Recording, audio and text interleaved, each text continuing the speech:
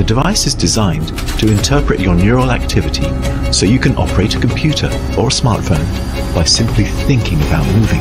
दुनियाका सबैभन्दा धनी मान्छे एलन मस्कले साइन्सको दुनियाँमा एउटा नयाँ हलचल ल्याएका छन्। अब तपाई मोबाइल फोन कम्प्युटर नछोएर नै चलाउन सक्नुहुन्छ। के यो पोसिबल छ? के लाग्छ तपाईले? तपाई आफ्नो दिमागले सोचेर नै कुनै पनि इलेक्ट्रिक डिभाइसहरू अपरेट गर्न सक्नुहुन्छ। विश्वास गर्न गाह्रो छ, तर यो रियालिटी हो। Tesla, space x, open AI र ट्विटरका मालिक एलन मस्कको नयाँ कम्पनी न्यूरालिङ्कले एउटा चिप्स बनाएको छ जसको नाम टेलिप्याथी राखिएको छ। न्यूरालिङ्क एक अमेरिकन न्यूरोलोजिकल कम्पनी हो जो इम्प्लान्टेबल ब्रेन कम्प्युटर चिप्स बनाउने काममा वर्षौंदेखि लागिरहेको छ। यो चिप्सले कसरी काम गर्छ भन्ने जान्नुभन्दा पहिला हाम्रो दिमागले कसरी काम गर्छ भन्ने कुरा बुझ्न जरुरी छ। अक्सर कुनै पनि काम गर्नु परे हाम्रो दिमागमा एउटा विचार आउँछ र त्यो न्युरोनको हेल्पले कुन अङ्ग चलाउनु पर्ने हो, त्यो अङ्गको न्युरोनमा दिमागबाट इलेक्ट्रिक इम्पल्सहरू पठाइन्छ। हाम्रो शरीरमा खास गरी दुईवटा न्युरोनहरू हुन्छन्। एउटा न्युरोनले दिमागबाट इलेक्ट्रिक इम्पल्सहरू ल्याउने काम गर्छ भने अर्को हुन्छ मोटर न्युरोन जसले हाम्रो अङ्गहरूलाई चलाउने काम गर्छ। न्यूरालिङ्क कम्पनीको मेन पर्पज भनेको प्यारालाइज्ड पिपुलहरूको मुभमेन्ट रिगेन गर्नु र ब्लाइन्ड पिपुलको भिजन रिस्टोर गर्नु रहेको छ।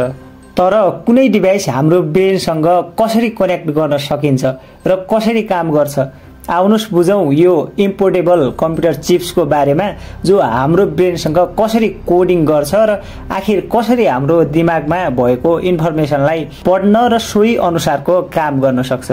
आउनुस् एउटा इक्जाम्पलको हिसाबले बुझ्ने कोसिस गरौं।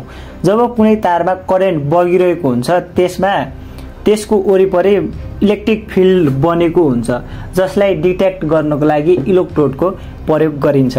ठीक त्यसरी नै हाम्रो ब्रेनमा रहेको न्युरोनमा पनि करेन्ट बगिरहेको हुन्छ।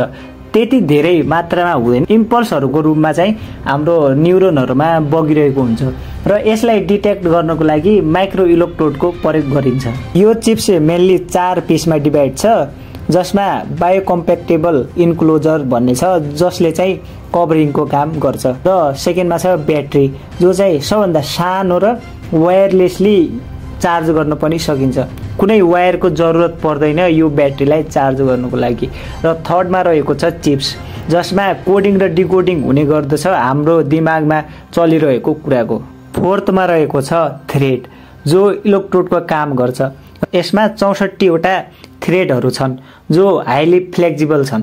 सिम्पल भाषामा भन्नुपर्दा यो चिप्सले चाहिँ कुनै मान्छेले के सोचिरहेको छ भनेर त्यसको बारे जानकारी दिने गर्दछ कम्प्युटर मार्फत र सोचेकै भरमा कुनै डिभाइसहरूलाई अपरेट गर्न पनि सक्छ यो चिप्सको मद्दतले। ठीक यसै तरिकाले तपाईले के सोच्नु भयो त्यसलाई रिड गरेर कम्प्युटर या मोबाइल चलाउन हेल्प गर्छ।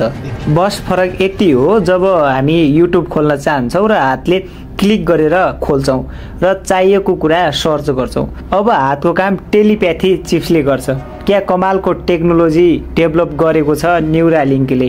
Direct brain to device connection हुन्छ। अब तपाईले सोचेकै भरमा कुनै मोबाइल या कम्प्युटर चल्न थाल्छ। यो टेक्नोलोजीले मेडिकल सेक्टरमा ठूलो रोल खेल्ने देखिन्छ।